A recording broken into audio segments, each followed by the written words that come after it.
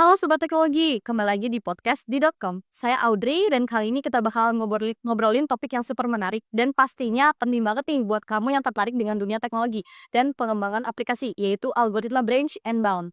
Nah, tema ini emang paling lagi banyak dibicarakan ya, apalagi buat kamu yang sering terjun ke masalah optimisasi atau perencanaan yang kompleks. Dan kali ini kita nggak sendirian loh, ada Naditya, seorang praktisi di bidang algoritma dan pemrograman. Nah, yang bakal ngobrol bareng kita. Aditya, selamat datang ya. Terima kasih ya Audrey telah mengundang saya di podcast yang satu ini. Senang mengobrol soal algoritma yang satu ini. Oke, sama-sama Naditya. Nah, sebelum kita masuk lebih dalam ke bahasan range and bound, aku pengen kasih gambaran sedikit. Jadi di dunia teknologi sekarang ini, algoritma sangat berperan penting buat kamu, buat bantu kita bikin keputusan yang paling optimal dalam menyelesaikan berbagai masalah rumit, seperti di pemrograman, data processing, sampai ke optimisasi masalah-masalah yang paling besar. Nah, oke deh, langsung aja. Kali ini kita bakal lebih mengenal tentang algoritma branch and bound. Secara sederhana, ini adalah algoritma yang digunakan buat memecahkan masalah optimisasi. Bisa dibilang, ini itu adalah senjata andalan buat cari solusi yang terbaik di antara sekian banyak kemungkinan solusi yang ada ya. Nah, sekarang Naditya, coba deh kamu jelasin apa yang sebenarnya eh, apa yang dimaksud dengan branch and bound ini dan gimana sih cara kerjanya? Tentu saja Audrey. Senang menjelaskan tentang Branch and Brown ini. Jadi ini, Branch and Brown ini tuh adalah algoritma yang dibangun dari dua konsep utama. Yaitu yang pertama, branching. Yaitu membagi masalah besar jadi submasalah yang lebih kecil. Sehingga lebih mudah untuk dipecahkan. Yang kedua, bonding, yaitu memberi batasan pada solusi yang nggak mungkin lebih baik dari yang sudah ada. Supaya nggak perlu ngitung terlalu banyak solusi yang jelas-jelas nggak optimal. Jadi intinya kita memperkecil ruang pencarian supaya lebih efisien. Jadi intinya kita nggak sembarangan dong coba semua kemungkinan. Nah, kita itu pasti lebih fokus ke solusi-solusi yang mungkin aja. Nah, ada nggak sih kayak contoh nyata dari penerapan range and bound di dunia industri atau kehidupan sehari-hari? Pasti ada dong contohnya. Yang paling terkenal itu adalah masalah traveling salesman problem, yaitu TSP lah. Di mana kita harus mencari rute terpendek untuk mengunjungi beberapa kota. Nah, branch and bound digunakan untuk mengurangi jumlah rute yang perlu dihitung dengan cara membatasi jalur yang gak mungkin memberi solusi terbaik. Jadi, meski masalahnya besar, kita bisa lebih cepat mencari solusi yang tepat. Oke, jadi dengan algoritma ini kita bisa mengurangi kompleksitas dong masalah yang besar. Nah, menarik banget kan ya? Selain branch and bound ini, ada nggak sih algoritma lain yang juga sering digunakan dengan masalah optimisasi? Ya, benar banget. Selain branch and bound, ada beberapa juga algoritma yang lain yang populer seperti dynamic programming, greedy algoritma, and backtracking.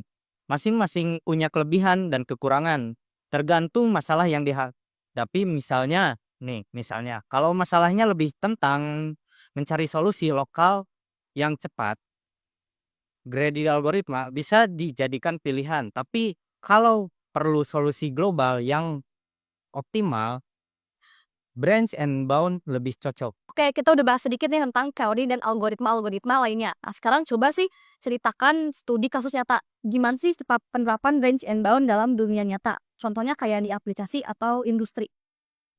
Tentu saja salah satu aplikasi yang menarik itu ke dalam perancangan logistik. Misalnya, sebuah perusahaan pengirim barang ingin mencari rute pengirim yang lebih efisien. Yang paling efisien lah armada kendaraan mereka sepertinya.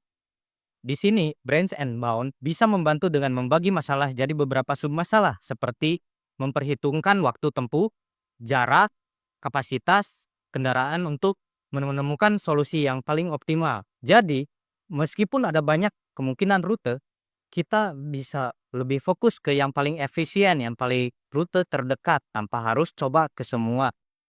Wah, jadi algoritma ini sangat berperan penting ya dalam perencanaan transportasi dan logistik. Nah, gimana sih bisa membangun aplikasi yang benar-benar efektif tanpa algoritma yang seperti ini? Mungkin akan butuh waktu yang lebih jauh dan lama buat nyari solusinya ya.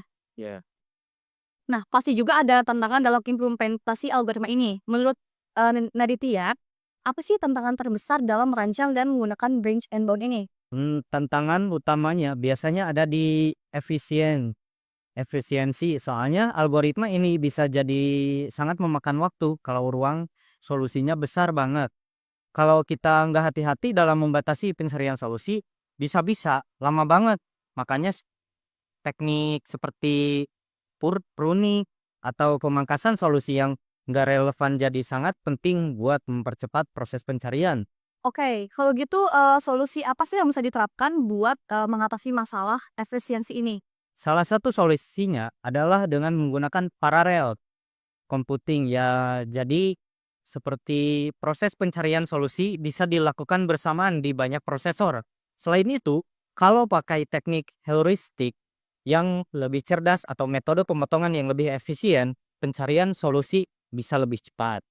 Oke, nah sebelum kita tutup nih, ada nggak sih tips atau saran buat teman-teman pengembang atau pelajar yang pengen lebih, mendalami branch and bound ini? Pastinya, yang pertama, kamu perlu paham banget dengan dasar-dasar teori graf dan pohon pencarian. Karena algoritma ini bergantung banget sama struktur data tersebut. Yang kedua, sering-seringlah latih diri dengan masalah optimisasi nyata seperti TSP atau next set problem. Dan terakhir, cobalah gunakan bahasa pemrograman seperti Python dan C++ yang udah punya pustaka algoritma optimisasi yang sangat bagus. Wah, terima kasih banyak ya Naditya untuk insight yang sangat bermanfaat ini. Jadi sebagian rangkuman kita belajar bahwa, range and bound ini adalah algoritma yang sangat efektif untuk mengatasi masalah optimisasi yang besar dan kompleks ya. Meskipun menghadapi tantangan seperti efisiensi, ada banyak solusi seperti pruning dan parallel computing untuk mempercepat proses, pencarian solusi. Nah, sekali lagi, terima kasih banyak ya, Naditya, yang udah meluangkan, waktu untuk berbagi pengetahuan. Dan terima kasih juga buat kamu yang udah setia dan dengerin podcast kali ini. Jangan lupa untuk, ikutin dan subscribe, YouTube kita ya di podcast.com. Dan juga, pastinya untuk nggak ketinggalan di episode-episode menarik berikutnya. Nah, sampai jumpa dan semoga hari kalian menyenangkan.